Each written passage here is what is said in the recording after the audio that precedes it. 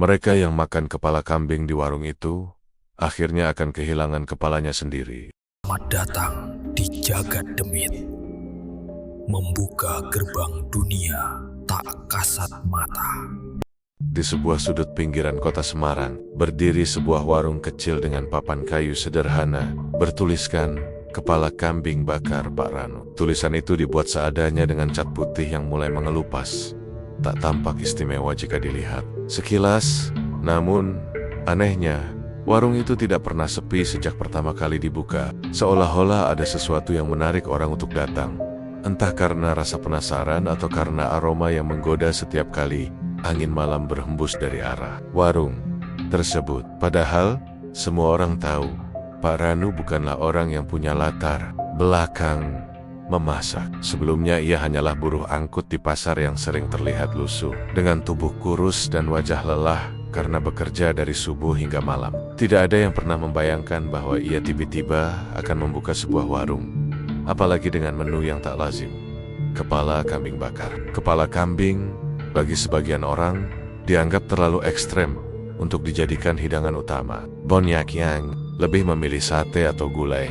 Tapi entah mengapa warung milik Pak Ranu justru laris manis. Awalnya, orang-orang menduga kesuksesannya datang dari rasa penasaran semata. Namun, setelah mencicipi, mereka seolah tak bisa berhenti. Satu porsi terasa tidak cukup, dan dalam waktu singkat mereka ingin kembali lagi. Ada sesuatu pada bumbu dan aroma yang sulit dijelaskan dengan kata-kata, seakan lidah dan perut mereka dipaksa untuk terus meminta lebih. Malam itu, sebuah keluarga kecil duduk di salah satu meja kayu panjang. Seorang bapak dengan dua anaknya tampak lahap menyantap kepala kambing yang disajikan di hadapan mereka. "Rasanya luar biasa," ujar sang bapak dengan mata berbinar. Anak-anaknya mengangguk, meski biasanya mereka paling sulit disuruh makan daging kambing. Di meja lain, sekelompok sopir truk yang sedang singgah pun tak kalah menikmati. Tawa dan obrolan keras terdengar bersahut-sahutan, sementara mulut mereka sibuk mengunyah daging empuk yang menempel di tulang kepala kambing. Warung kecil itu, yang hanya berukuran sekitar 5 kali 4 meter, penuh sesak dengan orang. Bokon di luar, beberapa pembeli rela berdiri menunggu giliran. Pemandangan itu membuat heran pedagang lain di sekitar lokasi. Ada penjual angkringan yang warungnya mulai sepi karena pembelinya beralih ke tempat Pak Ranu. Ia menggelengkan kepala sambil berbisik kepada sesama pedagang. Aneh, baru buka, sudah ramai begitu. Padahal siapa sih yang mau makan kepala kambing? Tiap malam, salah seorang pedagang lain menjawab lirih. Mungkin ada rahasia yang kita nggak tahu. Pak Ranu sendiri tampak sibuk di balik dapur sederhana. Tubuhnya yang dulu terlihat kurus, kini tampak lebih berisi, meski wajahnya tetap pucat. Dengan cekatan ia mengangkat kepala kambing yang telah dibakar di atas bara api, lalu menuangkannya ke atas piring besar. Asap tipis mengepul, membawa aroma gurih yang menusuk hidung. Matanya sesekali menatap kosong ke arah api yang menyala, seolah ada sesuatu di balik tatapannya. Beberapa orang pernah memperhatikan bahwa cara ia memotong kepala kambing terasa aneh, seperti ada ritual tertentu. Tangannya tidak sekadar membelah, tapi seakan-akan mengikuti pola yang sudah ditentukan. Bahkan ada yang berani bersumpah pernah mendengar Pak Ranu bergumam dengan bahasa yang tak dimengerti, tepat sebelum menyajikan hidangan. Namun semua itu cepat ditepis oleh kenikmatan makanan yang disajikan. Lidah manusia memang mudah mengkhianati.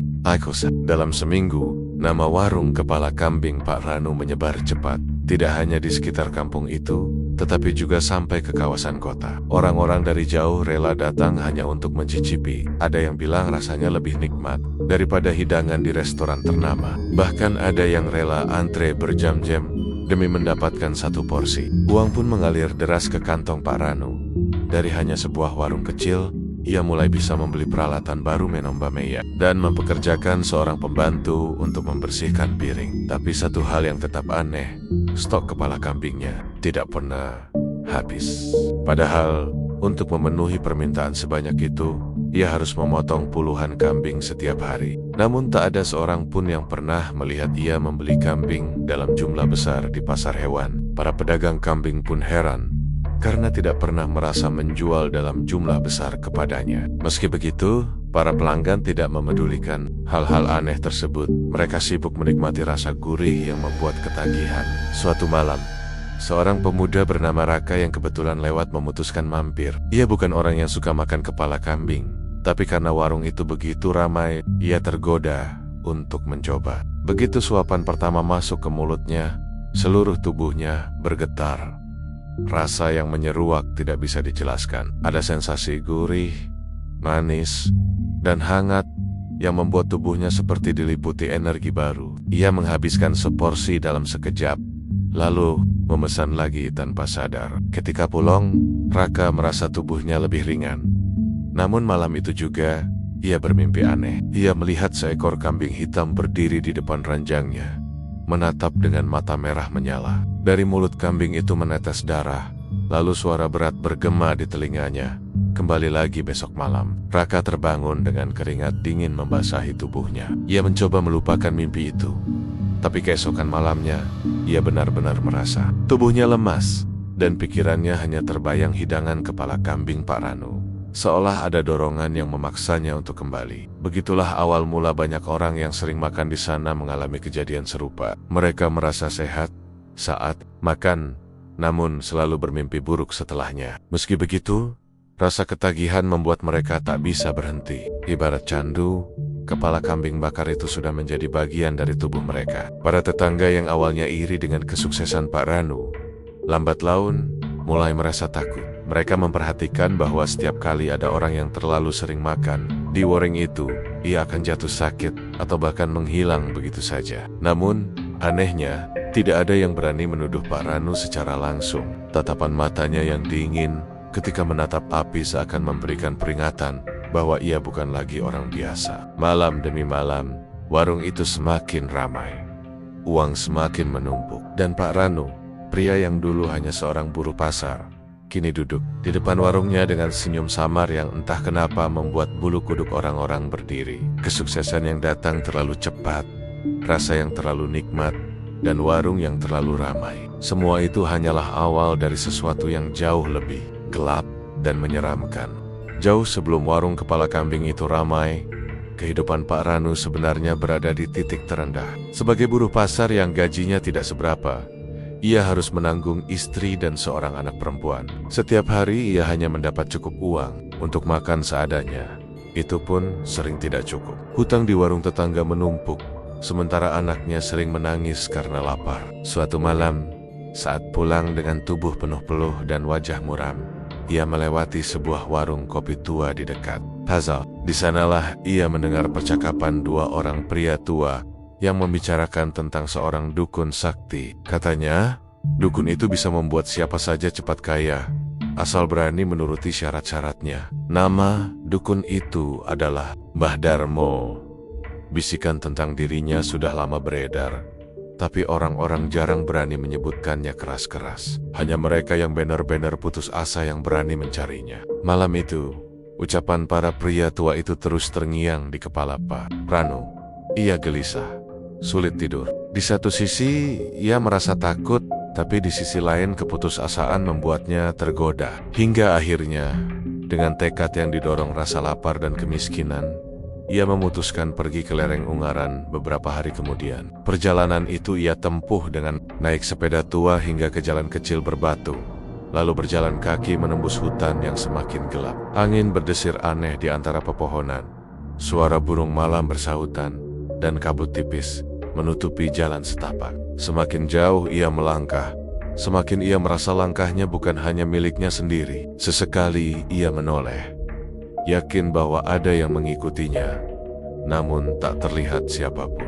Setelah hampir 2 jam berjalan, ia tiba di sebuah rumah gubuk tua dengan atap ilalang yang hampir roboh. Pintu rumah itu terbuka sedikit, menampakkan cahaya redup dari pelita di dalam. Aroma dupa bercampur bau anyir darah menusuk hidung. Pak Ranu menelan ludah, kakinya gemetar, namun ia memberanikan diri mengetuk pintu. Dari dalam, terdengar suara serak yang berat.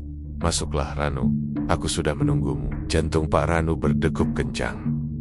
Bagaimana orang itu tahu namanya? Dengan langkah ragu, ia masuk. Di dalam, seorang lelaki tua duduk bersila di atas tikar anyaman. Tubuhnya kurus, kulitnya keriput, tapi matanya tajam berkilat. Di sampingnya ada guci tanah liat besar, dan di depannya seekor kambing hitam terikat. Mbah Darmo, demikian orang itu dikenal, menatap Pak Ranu lama sekali sebelum tersenyum miring. Kau datang karena ingin hidupmu berubah, bukan? Ranu menunduk.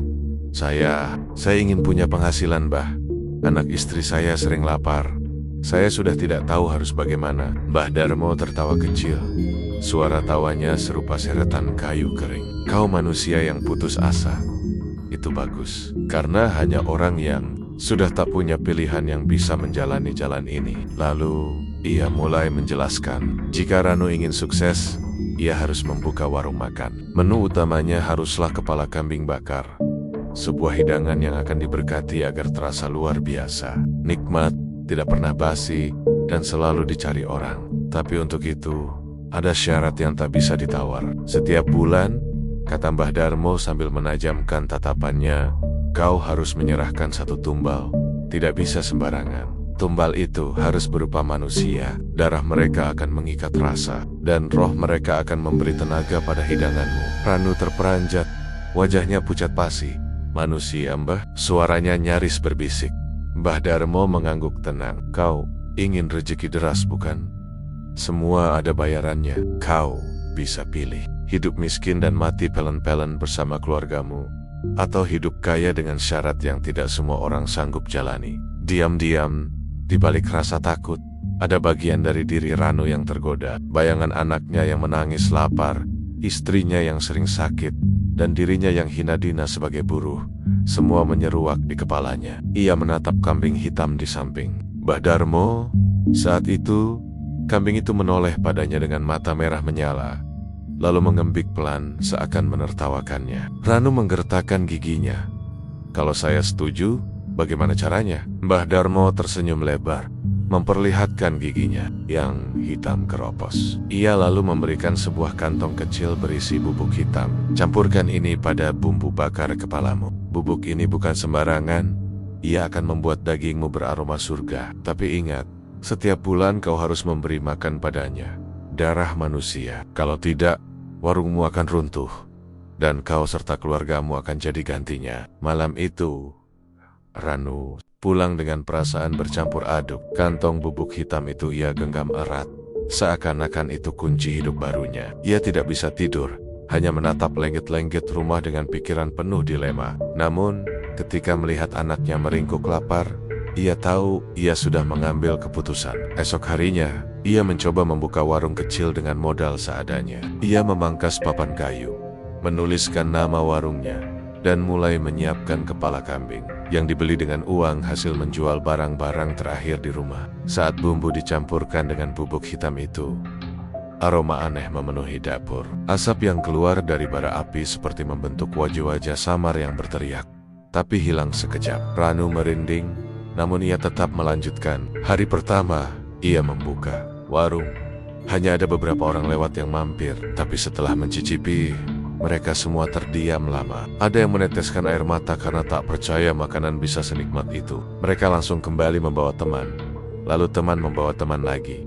Dalam hitungan hari, warung Ranu penuh sesak. Uang mengalir deras, dan untuk pertama kalinya dalam hidup, ia bisa membawa pulang makanan enak untuk keluarganya. Namun, malam-malamnya tidak pernah tenang. Ia sering terbangun oleh suara kambing mengembik di sekitar rumah. Sesekali ia melihat bayangan kepala kambing yang menempel di dinding. Meski tak ada sumber cahaya, suara bisikan selalu datang, menagih sesuatu. Dan tepat menjelang bulan gelap, Mbah Darmo muncul kembali dalam mimpinya. Waktunya tiba, Ranu. Tumbal pertamamu sudah menunggu. Kalau kau tak menyerahkannya, semua yang kau punya akan lenyap. Ingat, janji tidak bisa diingkari. Ranu terbangun dengan tubuh basah oleh keringat. Di luar jendela, seekor kambing hitam berdiri diam, menatap dengan mata merah menyala. Malam itu, untuk pertama kalinya, ia sadar bahwa jalan yang ia pilih bukan lagi jalan manusia biasa. Itu adalah jalan gelap, jalan pesugihan yang penuh darah dan jeritan. Dan sekali melangkah, ia tidak akan bisa kembali lagi.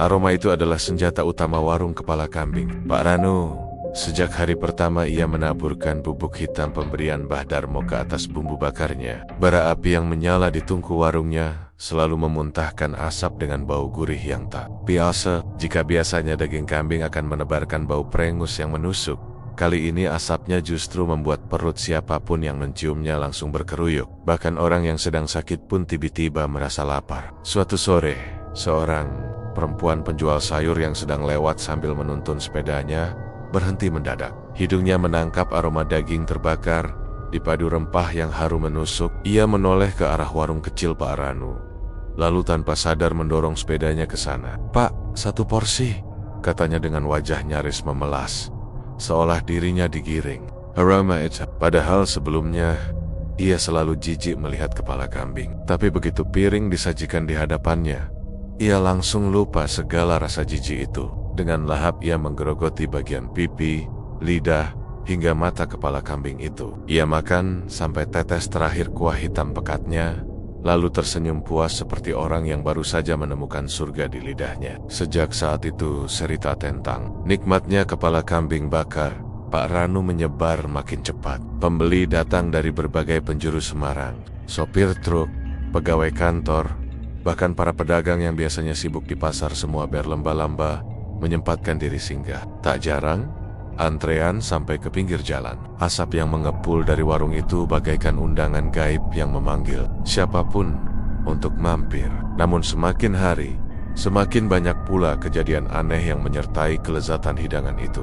Beberapa pelanggan yang terlalu sering datang mulai mengeluh sakit. Awalnya hanya lemas, seperti kurang darah. Tapi setelah beberapa kali, tubuh mereka makin kurus, wajah pucat, dan mata cekung seolah kehilangan nyawa perlahan. Dokter tak bisa menemukan penyakit apapun pada mereka. Anehnya, mereka tetap ingin makan kepala kambing itu, meski tubuh mereka sudah tak sanggup berdiri lama. Bahkan ada yang datang dipapah keluarganya hanya demi 1 porsi. "Saya harus makan itu. Hanya itu yang bisa bikin saya hidup," kata seorang pria paruh baya dengan suara parau. Matanya merah, napasnya ngos-ngosan. Ia tetap duduk di kursi warung, meski tubuhnya nyaris roboh. Ketika hidangan datang, ia menyantap dengan rakus, sampai daging dan tulang habis tak bersisa. 2 hari kemudian, kabar menyebar bahwa pria itu ditemukan tewas di rumahnya. Wajahnya pucat dengan ekspresi ngeri seperti sedang menjerit. Tetapi, anehnya, orang-orang tetap berbondong-bondong datang ke warung Pak Ranu. Seakan berita kematian itu tidak menakutkan, justru membuat sebagian semakin penasaran. Di balik warung, Ranu tahu benar apa yang terjadi. Aroma masakan itu memang dibuat untuk memikat jiwa manusia, menarik mereka seperti magnet. Setiap gigitan daging adalah ikatan gaib yang menyedot sedikit demi sedikit energi hidup mereka. Itu adalah bagian dari perjanjian yang sudah ia buat. Semakin banyak orang yang makan, semakin banyak jiwa yang tersedot. Dan pada waktunya, tumbal yang sesungguhnya akan dipilih. Pada suatu malam, setelah melayani pelanggan hingga larut, Ranu duduk sendirian di dapur. Tungku sudah padam, tapi bau gosong masih menggantung. Ia mendengar suara lirih, seolah-olah ada yang berbisik dari dalam guci tanah liat tempat ia menyimpan bubuk hitam itu. "Beri aku darah, beri aku jiwa." Suara itu membuat tubuh Ranu merinding. Ia menutup telinga, tapi bisikan itu tetap terdengar, bahkan makin keras. "Doris," matanya. Ia melihat kepala kambing yang sudah hangus di atas meja tiba-tiba membuka mata. Mata itu berputar menatapnya dengan sorot merah. "Kau sudah berjanji, Ranu." Bisikan itu berubah menjadi tawa yang mengerikan, membuatnya jatuh terduduk. Sejak malam itu, warung Pak Ranu bukan hanya tempat makan, tapi juga tempat roh-roh lapar berkeliaran. Beberapa pedagang tetangga sering mendengar suara orang makan di tengah malam, padahal warung itu sudah ditutup. Ada suara tawa, sendok yang berdenting, bahkan kursi yang bergeser. Tapi saat mereka mengintip, hanya ada asap tipis yang menggantung dan meja kosong penuh noda minyak. Seorang bocah yang tinggal tak jauh dari sana pernah bercerita bahwa saat ia melintas, ia melihat warung penuh oleh orang-orang berpakaian hitam yang wajahnya samar. Mereka semua membungkuk di atas meja, memakan sesuatu dengan lahap. Tapi yang dimakan bukan kepala kambing, melainkan kepala manusia. Cerita itu tentu dianggap bualan anak kecil. Tapi semakin lama, semakin banyak orang yang merasakan keanehan serupa. Aroma daging itu bukan hanya menggoda perut, tapi juga menghantui pikiran. Orang-orang yang terlalu sering makan di sana bermimpi aneh. Mereka bermimpi duduk di meja panjang, dikelilingi sosok hitam. Di hadapan mereka tersaji kepala kambing yang beruap panas. Tapi saat hendak disuap, hidangan itu berubah menjadi kepala mereka sendiri. Sebagian terbangun dengan keringat dingin, sebagian lain tak pernah bangun lagi. Kematian demi kematian mulai terjadi, tapi selalu sama. Ada yang disebut meninggal mendadak karena serangan jantung, ada yang katanya kecelakaan kecil. Tidak ada yang bisa mengaitkan langsung ke warung kepala Kambing. Dan anehnya, meski korban terus berjatuhan, warung itu semakin ramai. Seolah aroma nikmat itu telah membius orang-orang untuk menutup mata dari semua kejanggalan. Di satu sisi, Ranu merasakan kebahagiaan baru. Wong menempak, keluarganya tak lagi kelaparan. Istrinya bisa membeli perhiasan, anaknya bisa makan enak setiap hari. Tapi di sisi lain, ada kegelapan yang semakin menggerogoti batinnya. Ia mulai sulit tidur, karena tiap malam, aroma daging terbakar mengikuti kemanapun ia pergi. Ia melihat bayangan kambing hitam muncul di ujung jalan, menatap dengan mata menyala. Bahkan di rumahnya sendiri, ia sering mendengar suara tulang retak, seperti ada yang sedang memakan sesuatu di dalam kegelapan. Malam itu, ketika bulan gelap menggantung di langit, bisikan dari Guci kembali terdengar. Sudah saatnya, Ranu, tumbal harus kau serahkan. Jika tidak, anakmu yang akan aku ambil. Ranu terperangah, tubuhnya gemetar. Ia tahu, perjanjian itu tidak bisa ditunda. Jiwa-jiwa pelanggan yang perlahan habis, hanya bagian kecil dari bayaran. Tumbal sungguhan harus berupa manusia yang dipersembahkan dengan darah. Dan aroma yang selama ini membuat warungnya penuh sesak, ternyata hanyalah umpan. Semua hanyalah cara untuk menggiring korban. Saat itu juga, Pak Ranu sadar, kesuksesan yang ia nikmati hanyalah pintu masuk menuju neraka yang lebih dalam. Downpin itu sudah terbuka lebar, menunggu ia melangkah lebih jauh. Malam gelap selalu menjadi waktu yang paling ditakuti warga sekitar warung kepala kambing Pak Ranu. Pada fase bulan gelap, ketika langit tanpa cahaya, saat itulah peristiwa aneh mulai terjadi. Satu persatu warga menghilang tanpa jejak. Tidak ada suara teriakan, tidak ada tanda perlawanan, hanya hilang begitu saja seolah ditelan bumi. Besok paginya, kabar tentang orang hilang beredar di kampung. Namun bersamaan dengan itu, warung Pak Ranu justru semakin ramai, dipenuhi orang yang tak pernah habis jumlahnya. Anehnya lagi, meski pengunjung datang silih berganti, stok kepala kambing di warung itu tidak pernah menipis. Seakan ada pasokan tanpa akhir. Pada awalnya, orang-orang tidak langsung mengaitkan hilangnya warga dengan warung Pak Ranu. Mereka hanya berbisik, merasa ada sesuatu yang tidak wajar. Seorang ibu kehilangan anaknya yang baru berusia 17 tahun. Anak itu pamit keluar sebentar untuk membeli minuman di warung tetangga, tapi tidak pernah kembali. Beberapa hari kemudian, ibu itu mendatangi warung kepala kambing, berdiri di luar sambil menatap kosong. Anakku suka makan di sini, katanya lirih kepada tetangga yang lewat. Anehnya, ia tidak berani masuk, hanya berdiri sambil menangis pelan. Malam berikutnya, giliran seorang bapak tua yang biasa duduk di pos ronda yang hilang. Ia dikenal selalu menjaga kampung hingga larut malam, tapi kali itu, pos ronda kosong tanpa dirinya. Tak ada jejak kaki, tak ada tanda apapun. Wogamut ketakutan, namun mereka tidak berani menuduh. Bagaimana mungkin mengaitkan semua itu dengan sebuah warung makan? Apalagi warung itu memberi mereka rasa nikmat yang tak bisa ditemukan di tempat lain. Jangan sembarangan ngomong, bisik seorang bapak kepada kawannya di warung kopi. Kalau sampai salah tuduh, bisa-bisa kita malah kena balak. Namun ada satu orang yang diam-diam mencoba memperhatikan. Namanya Surip, seorang pedagang sate kambing yang lapaknya semakin sepi sejak warung kepala kambing berdiri. Ia iri sekaligus curiga. Bagaimana mungkin warung baru bisa mendadak seramai itu? Dan kenapa harus kepala kambing? Makanan yang biasanya hanya disukai segelintir orang. Suatu malam bulan gelap, Surip sengaja bersembunyi di balik pohon besar dekat warung. Dari situ ia mengintip, berharap menemukan sesuatu yang mencurigakan. Warung tampak sepi, lampunya padam, tapi dari dalam terdengar suara gaduh seperti orang. Banyak sedang makan. Suara sendok denting, tawa keras, bahkan kursi yang diseret.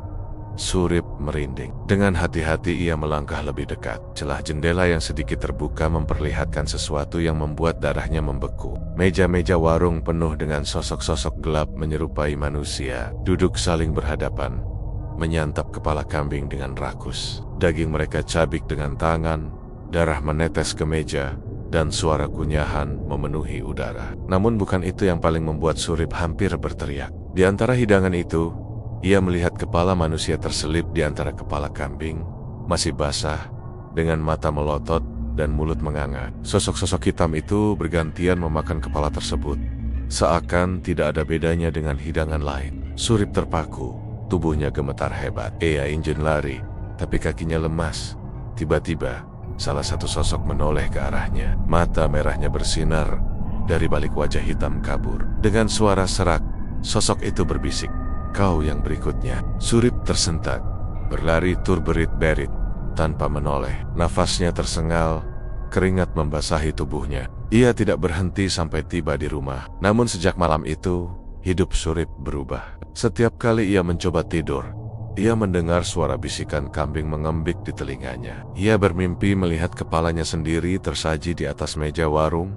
Matanya menatap dirinya yang sedang duduk, tak berdaya. Seminggu kemudian, Surip hilang. Warga menemukannya terakhir kali di pos ronda, duduk termenung sambil menatap ke arah warung kepala kambing. Setelah itu, ia tak pernah terlihat lagi. Anehnya, pada hari Surip hilang, warung Pak Ranu justru dipenuhi pembeli lebih banyak dari biasanya. Aroma daging bakar menyeruak sampai jauh, membuat orang yang biasanya tidak suka kambing pun datang dan ikut antre. Sementara itu, di dalam rumahnya, Ranu sendiri mulai diteror oleh bayangan yang tak bisa ia kendalikan. Tumbal yang ia serahkan setiap bulan selalu datang sendiri. Entah bagaimana caranya, orang-orang yang dipilih oleh kekuatan gaib itu seakan digiring untuk datang, lalu lenyap. Ranu tidak pernah tahu kemana jasad mereka dibawa. Yang ia tahu, setiap kali ada yang hilang, stok kepala kambing di dapurnya seolah bertambah dengan sendirinya. Ia mencoba mengelak dari pikirannya sendiri,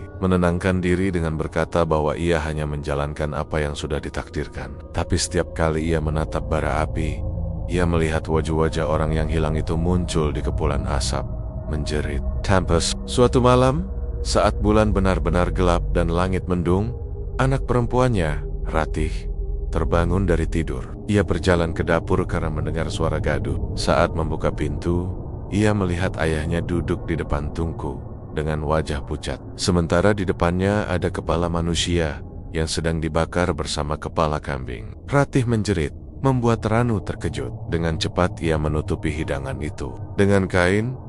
"Kamu gak lihat apa-apa, Ratih? Jangan pernah bilang ke siapapun." Ratih menangis ketakutan.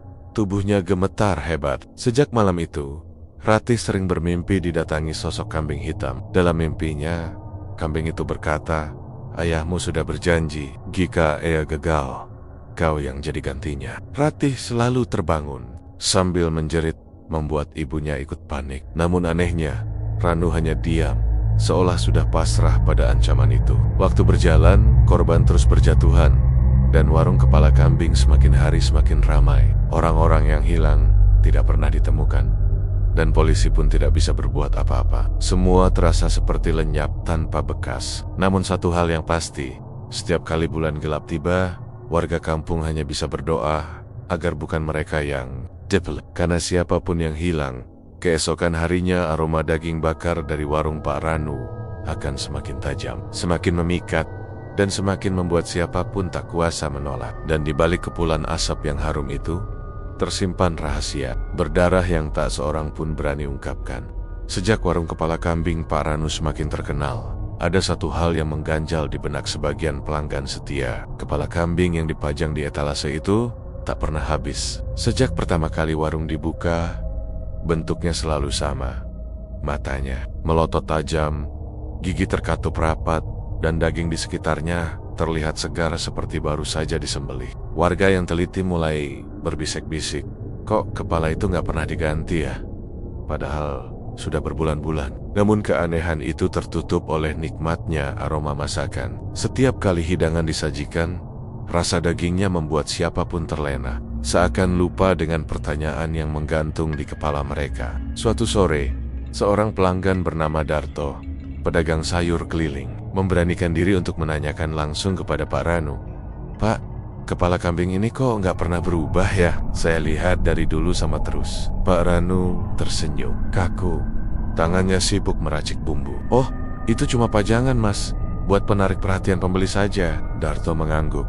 Meski hatinya tidak puas, pajangan atau bukan, matanya terlalu hidup untuk sekadar hiasan. Malamnya, rasa penasaran Darto semakin menjadi jeti. Ia sengaja menunggu warung tutup, lalu mengendap-endap ke belakang untuk mengintip dapur.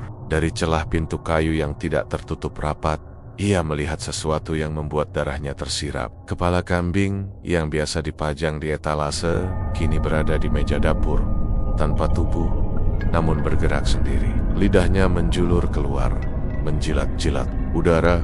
Matanya berputar liar seakan mencari mangsa. Bahkan lebih ngeri lagi, kepala itu mengeluarkan suara ambikan lirih bercampur bisikan, "Lapar, lapar." Darto hampir berteriak, tapi ia cepat menutup mulut dengan tangannya. Jantungnya berdetak begitu kencang, hingga rasanya akan pecah. Dari arah lain, ia mendengar suara Pak Ranu sedang berbicara dengan seseorang, tapi suara itu bukan suara manusia biasa. Dalam ruangan yang kosong, terdengar percakapan samar. Suara Ranu terdengar jelas, tapi suara satunya lagi berat, serak, bercampur gema yang membuat bulu kuduk meremang. "Sudah banyak tumbal yang kuberikan," kata Ranu lirih. "Kenapa minta lagi?" Suara serak itu menjawab. "Perjanjian belum selesai, Ranu. Selama kepala itu belum kenyang, kau tak boleh berhenti." Darto mundur perlahan, tubuhnya gemetar hebat. Ia tahu harus pergi, tapi kakinya serasa terkunci di tanah. Tiba-tiba kepala kambing itu menoleh ke arahnya. Matanya merah menyala, dan dari mulutnya keluar suara yang jelas memanggil, "Kau." Yang selanjutnya, Darto terpekik dan lari terberit-berit meninggalkan tempat itu. Keesokan paginya, warga dikejutkan dengan kabar bahwa Darto menghilang. Istrinya menangis histeris, berkata bahwa suaminya tidak pernah pulang sejak malam tadi.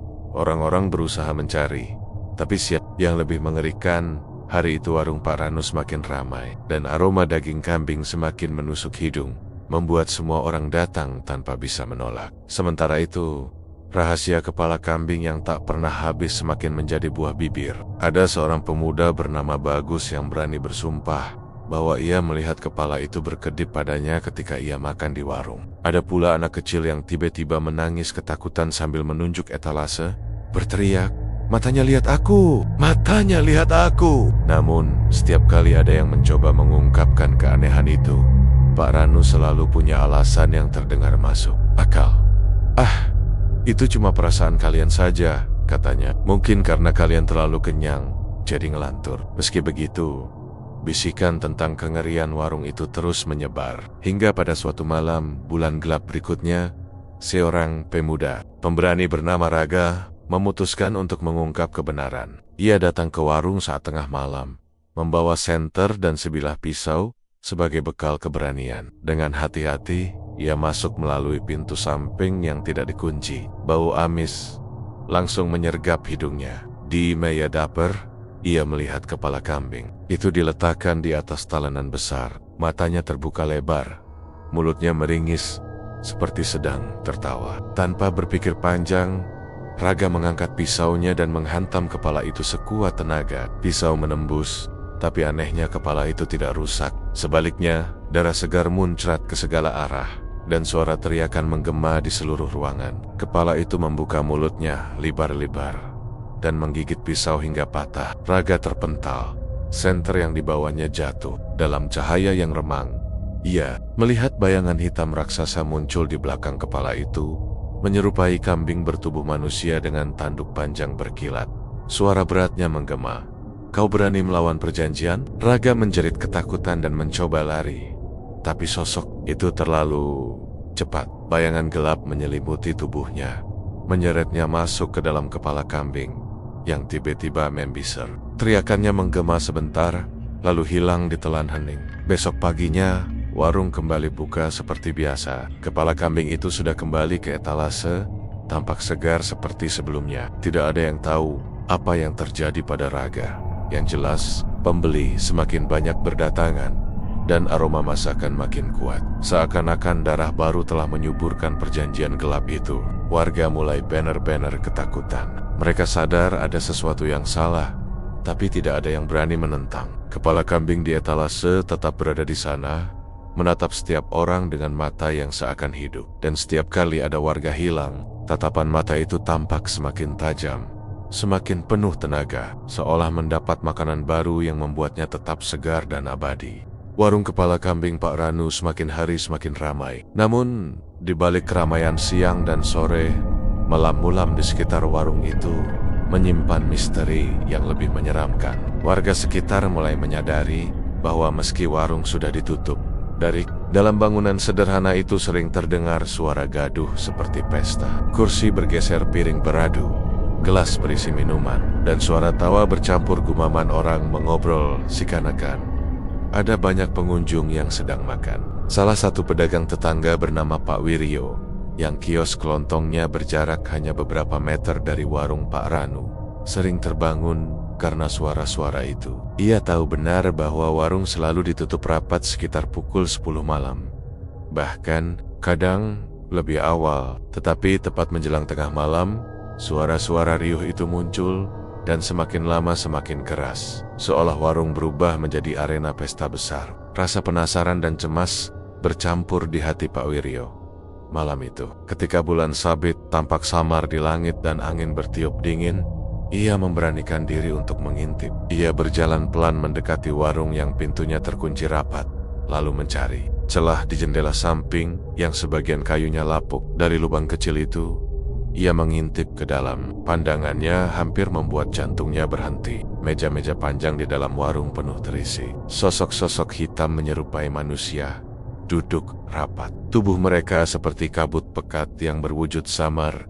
Wajahnya gelap tanpa mata, namun mulut mereka menganga lebar. Menyantap kepala kambing dengan lahap, suara kunyahan yang keras bercampur dengan tawa rendah bergema di ruangan itu. Piring dan gelas bergerak sendiri, terisi daging dan minuman yang tak jelas asalnya. Di ujung ruangan, di dekat etalase yang biasa digunakan untuk memajang kepala kambing siang hari, sosok kepala itu tampak hidup. Matanya menyala merah, mulutnya bergerak, mengeluarkan suara embikan bercampur bisikan gaib yang membuat bulu kuduk Pak Wiryo berdiri. Setiap suapan yang masuk ke mulut sosak-sosak bayangan itu berasal dari kepala kambing yang seolah bisa menumbuhkan kembali dagingnya sendiri tanpa pernah habis. Pak Wiryo menahan napas, tubuhnya gemetar. Namun malapetaka datang ketika salah. Satu bayangan tiba-tiba berhenti makan, lalu menoleh ke arah jendela tempat ia mengintip. Tanpa wajah yang jelas, hanya hitam pekat, tapi tatapannya terasa menusuk. Suara rendah menggema,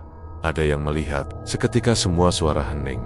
Puluhan kepala sosok bayangan itu serempak menoleh ke arahnya. Dalam panik, Pak Wiryo mundur, tapi tangannya tersangkut di kayu jendela yang lapuk hingga mengeluarkan suara berderit. Suara kursi tergeser keras terdengar dari dalam, lalu langkah-langkah cepat menghampiri pintu. Dengan sisa tenaga, ia lari, terbirit-birit menuju rumahnya, menutup pintu rapat-rapat, dan duduk terengga-engga sambil memegangi dadanya yang hampir pecah. Malam itu ia tak bisa tidur. Bayangan wajah tanpa mata dan mulut menganga itu terus terbayang di kepalanya. Saat itu, Pak Wiryo berubah menjadi pendiam. Ia tak berani lagi menegur atau menyapa Pak Ranu, meski warungnya semakin ramai. Tetapi ketakutannya semakin menjadi ketika beberapa malam kemudian, ia kembali mendengar suara riuh. Kali ini jauh lebih keras. Bahkan terdengar seperti ada puluhan, mungkin ratusan orang di dalam sana. Ia mencoba menutup telinga dengan bantal, tapi suara itu seolah menyusup langsung ke dalam kepalanya, membuatnya hampir gila. Ia memutuskan untuk mengadu kepada beberapa warga lain, menceritakan apa yang dilihatnya. Namun ketika ia bercerita, ekspresi warga hanya berubah pucat. Ada yang menutup mulut, ada yang langsung pergi tanpa komentar. Rupanya bukan hanya ia yang pernah mendengar suara itu.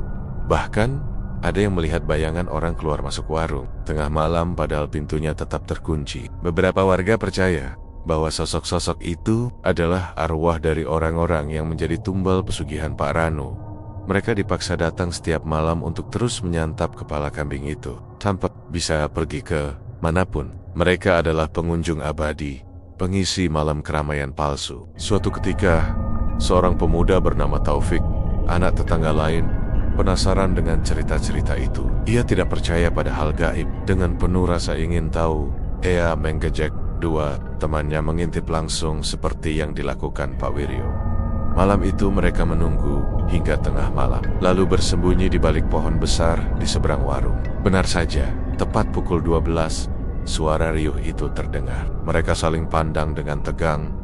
Lalu Taufik memberanikan diri mendekat ke jendela. Ia hanya butuh sekali pandang untuk membuat kakinya lemas. Semua yang diceritakan Pak Wiryo benar. Sosok-sosok hitam itu duduk bersusun rapat.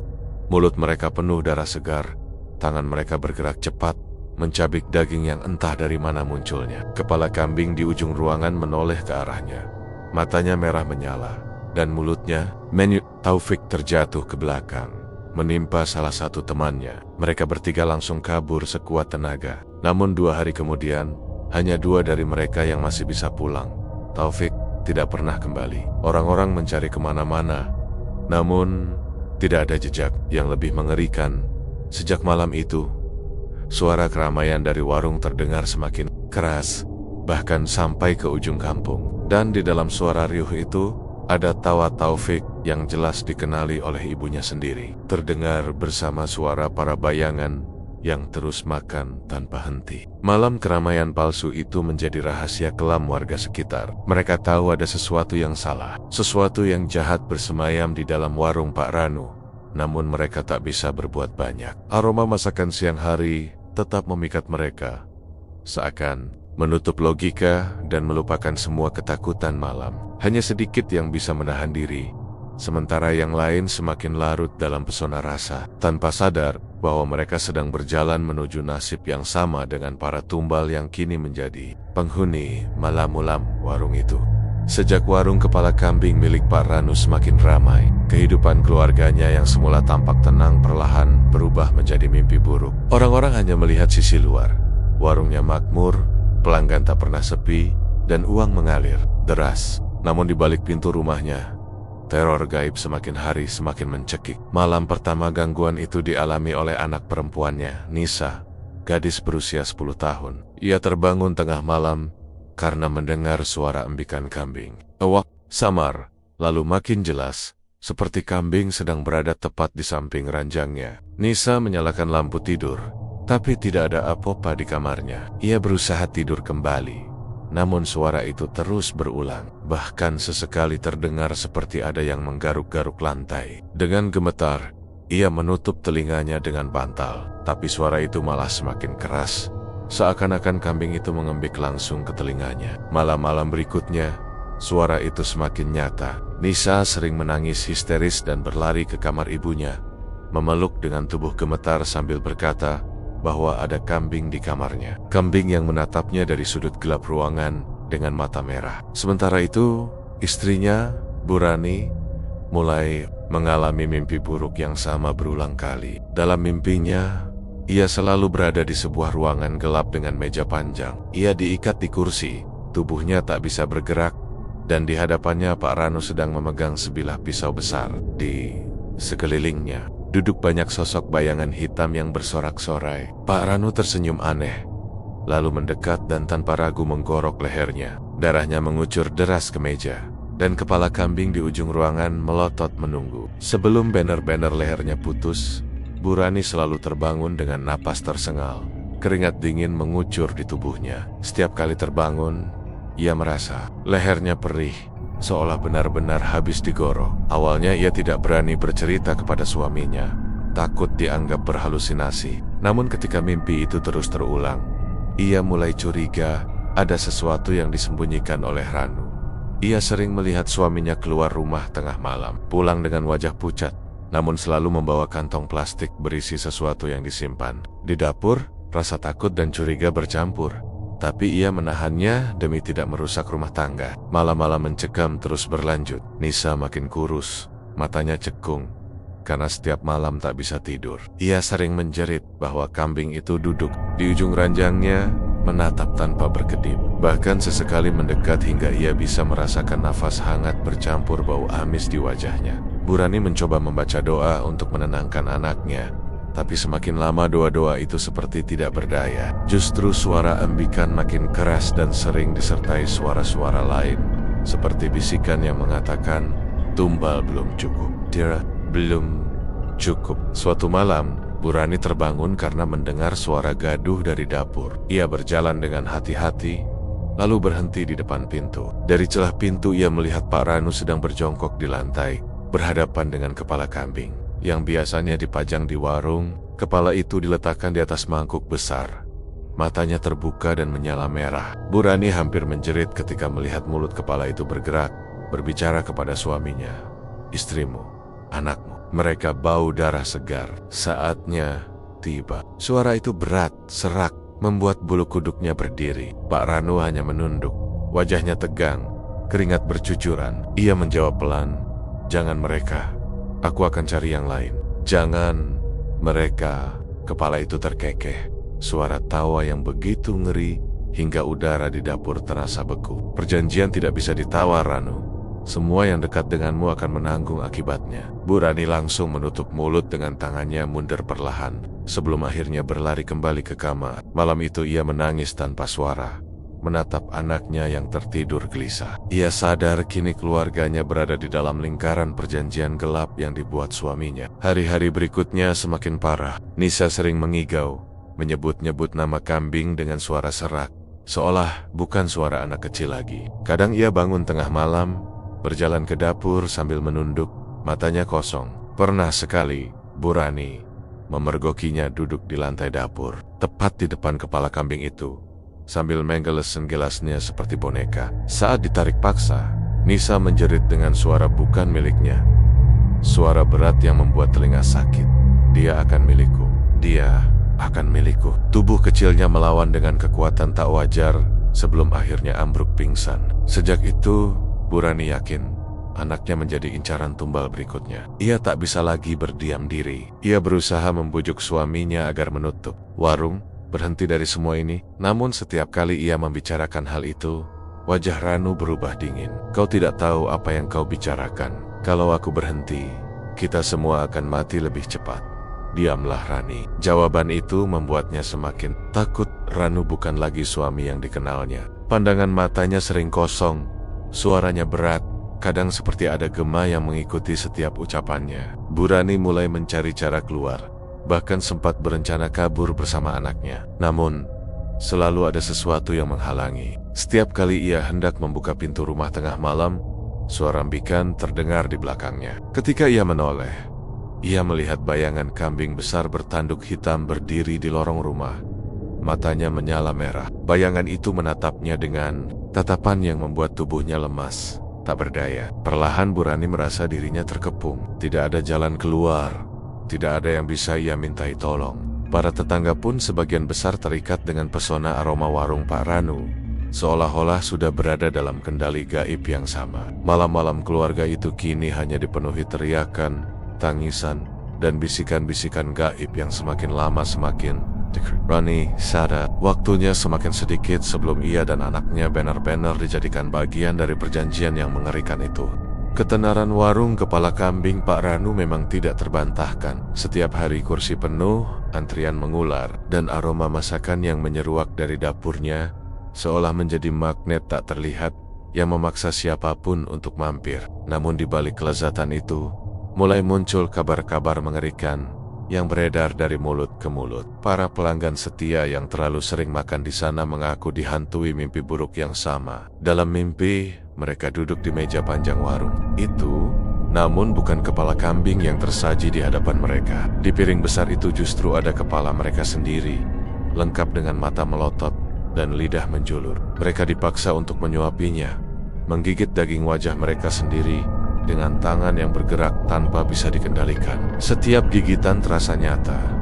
Rasa daging mentah bercampur darah menempel di lidah, hingga mereka terbangun dengan mulut berlumuran darah yang entah dari mana asalnya. Salah seorang pelanggan, seorang sopir truk bernama Surono, pernah menceritakan mimpinya dengan wajah pucat pasi. "Aku duduk di meja itu," katanya kepada teman temonia di pangkalan. "Tapi yang ada di piring itu bukan kambing, itu kepalaku sendiri."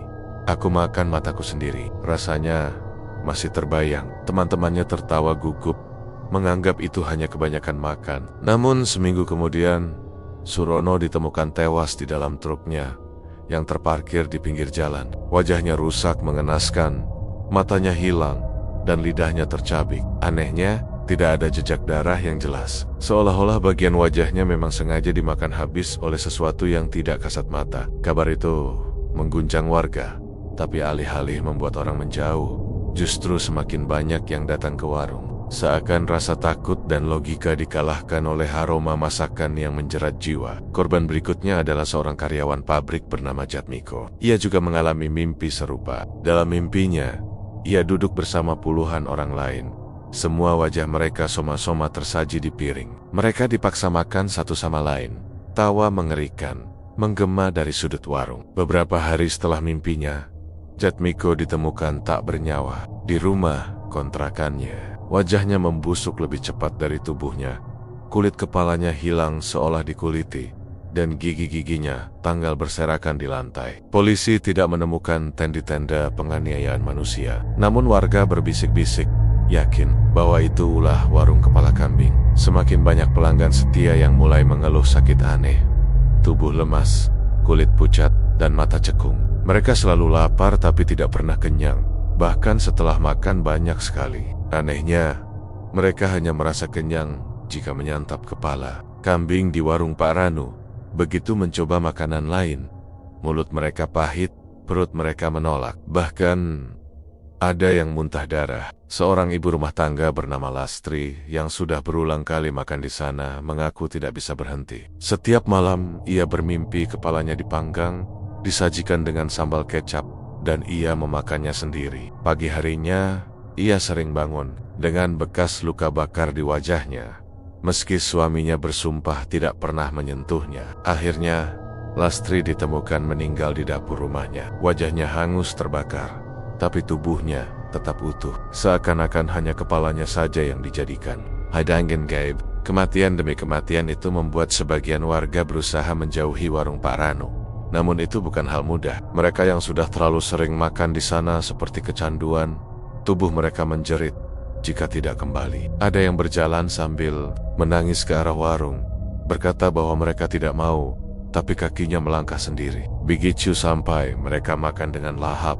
Air mata bercucuran, tapi tangan tidak bisa berhenti menyuap. Semakin mereka melawan, semakin keras mimpi buruk itu menghantui. Hingga pada akhirnya mereka menyerah, membiarkan diri mereka tenggelam dalam kutukan yang mengikat. Beberapa orang yang selamat dari kutukan mencoba memperingatkan warga lain. Mereka berkata bahwa rasa enak dari kepala kambing itu bukan berasal dari bumbu atau cara masak, melainkan dari jiwa manusia yang terikat di dalamnya. Setiap kali mereka makan, jiwa mereka ikut tersedot menjadi bagian dari pesta gaib yang berlangsung setiap malam di warung itu.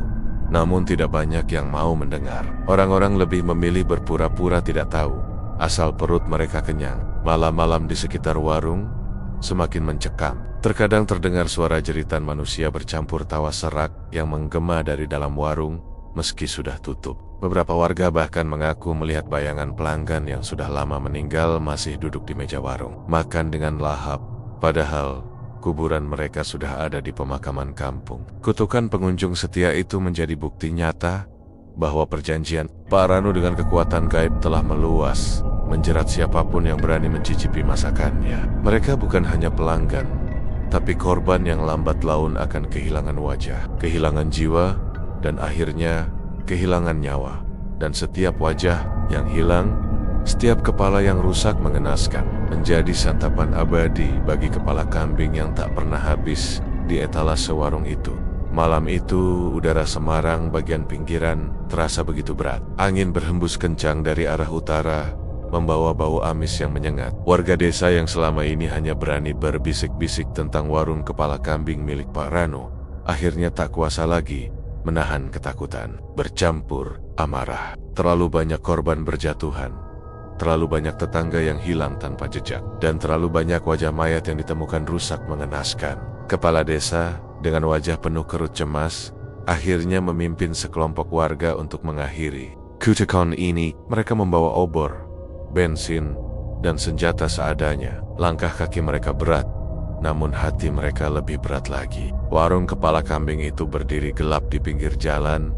Pintunya terkunci rapat, jendela tertutup rapat, tapi aroma daging bakar yang membius itu tetap menyeruak keluar, seperti mengejek mereka yang hendak melawan. Ketika warga berkumpul di depan warung, tiba-tiba terdengar suara riuh dari dalam. Suara orang-orang tertawa, bersuara riang seolah sedang pesta besar. Tapi suara itu bercampur dengan embikan kambing yang melengking panjang, membuat bulu kuduk siapapun berdiri. "Sekarang kita bakar tempat setan ini," teriak salah satu pemuda dengan gagah berani. Bensin disiram ke dinding kayu, obor dilemparkan, api menyala. Lidah-lidah api itu menjilat-jilat dinding warung, namun anehnya, kayu itu tidak terbakar, tapi hanya menari di permukaan, menghitamkan udara, tapi sama sekali tak melahap bangunan. Justru dari dalam warung, terdengar jeritan memilukan, suara laki-laki dan perempuan bercampur menjadi satu. Disusul suara kambing yang meraung panjang seperti 100 hewan disembelih bersamaan. Warga gemetar, beberapa mundur ketakutan, tapi yang lain tetap maju, menyiram lebih banyak bensin, menambah api. Namun warung itu tetap tegak berdiri, seakan dilindungi oleh kekuatan gaib yang tak terkalahkan. Saat itulah pintu warung berderit, terbuka dengan sendirinya. Dari dalam keluarlah sosok yang membuat semua orang membeku. Pak Ranu, pria parubaya yang dulunya hanya penjual sederhana, kini duduk di kursi kayu tepat di depan warung. Wajahnya telah berubah mengerikan. Sebuah kepala kambing melekat erat di wajahnya. Tanduk melengkung keluar dari pelipisnya. Matanya menyala merah seperti bara, dan mulut kambing yang menyatu dengan mulutnya mengunyah sesuatu yang berlumuran. Darah. Pakaiannya basah oleh cairan hitam pekat, dan setiap gerakannya meninggalkan bau busuk anyir. "Kalian pikir bisa menghentikan aku?" Suaranya bergema, bukan hanya satu suara, melainkan campuran puluhan suara manusia dan kambing sekaligus. "Aku sudah diberi kekuasaan. Kepala-kepala kalian semua akan jadi sajian berikutnya." Dari balik punggungnya, puluhan bayangan hitam merayap keluar dari dalam warung. Mereka menyerupai manusia, tapi wajahnya rata, hanya berupa kulit licin, tanpa mata, tanpa mulut. Bayangan itu berjalan pincang menuju warga dengan suara desisan yang membuat tanah bergetar. Warga yang tadinya berani mendadak ciut, beberapa lari terbirit-birit, namun sebagian tetap bertahan dengan senjata seadanya. Mereka menyerang bayangan itu dengan bambu, parang, dan batu. Tapi setiap serangan hanya menembus tubuhnya seperti asap. Sebaliknya, bayangan itu menempel ke tubuh warga, menjerat mereka, dan perlahan wajah orang-orang itu mulai menghilang. Kulit wajah mereka tersedot, meninggalkan daging merah menganga. Jeritan demi jeritan memenuhi udara malam. Di tanah bercampur bensin yang tak lagi berguna. Kepala desa berusaha melawan dengan parang, tapi salah satu bayangan menempel di wajahnya, dan dalam hitungan detik, kulit kepalanya lenyap. Ia jatuh berlutut dengan wajah berdarah, tak bisa lagi dikenali. Pak Ranu tertawa dengan suara parau. "Semakin banyak yang datang, semakin banyak sajian untukku." Tubuhnya terus berubah. Tangan-tangannya memanjang menjadi seperti kaki kambing. Kuku hitam tumbuh tajam, dan tubuhnya dipenuhi bulu kasar. Ia kini bukan lagi manusia, melainkan makhluk setengah kambing yang mengerikan. Dari mulut kepalanya, potongan daging wajah para korban berjatuhan masih meneteskan darah segar. Dalam keputusasaan, seorang pemuda desa nekat menyerang langsung. Dengan obor, menancapkan api ke dada Pak Ranu. Terdengar suara letupan aneh. Tubuh Pak Ranu bergetar, tapi ia tidak terbakar. Justru dari luka itu keluar tenggan-tenggan kecil, seperti bayi yang meronta, berusaha keluar dari dalam tubuhnya. Pemuda itu menjerit ketakutan sebelum salah satu tangan kecil itu meraih kepalanya dan menariknya masuk ke dalam tubuh Pak Ranu. Lenyap, tanpa warga yang masih hidup mencoba melarikan diri, tapi jalan seakan menutup sendiri. Kabut hitam turun dari langit, menelan desa itu. Suara-suara aneh, perpaduan tangisan, tawa, dan embikan kambing terdengar dari segala arah. Warung kepala kambing itu tetap berdiri utuh di tengah api yang tidak mampu melahapnya, seolah menjadi pusat kegelapan yang terus menuntut korban. Malam itu menjadi malam pembantaian. Hanya segelintir warga yang berhasil kabur ke desa tetangga. Dengan tubuh penuh luka dan wajah setengah rusak, mereka menceritakan apa yang mereka lihat. Tapi tidak ada yang percaya. Esok paginya, Ketika beberapa orang dari desa tetangga memberanikan diri datang ke lokasi, mereka hanya menemukan puing-puing. Desa yang sunyi. Warung kepala kambing itu masih berdiri, pintunya terbuka lebar. Di dalamnya Mahameya penuh dengan hidangan kepala kambing yang segar. Namun jika diperhatikan lebih dekat, kepala-kepala itu bukan lagi kambing. Itu adalah kepala warga yang hilang. Mata mereka melotot, mulut terbuka, seolah masih ingin berteriak. Tidak ada jejak Paranut. Tapi beberapa orang bersumpah masih mendengar embikan kambing bercampur tawa manusia dari dalam warung ketika malam tiba. Sejak hari itu, warung kepala kambing di Semarang menjadi kutukan abadi. Orang-orang luar yang tak tahu sejarahnya kadang mampir karena mencium aroma sedap, lalu menghilang tanpa jejak. Desa itu akhirnya dikenal sebagai desa mati, dijauhi siapapun yang melintas. Namun setiap kali malam bulan gelap, dari kejauhan masih terlihat cahaya lampu redup dari warung itu. Terdengar riuh suara orang makan, dan aroma kepala kambing yang membius masih tercium di udara, menjerat siapapun yang berani mendekat.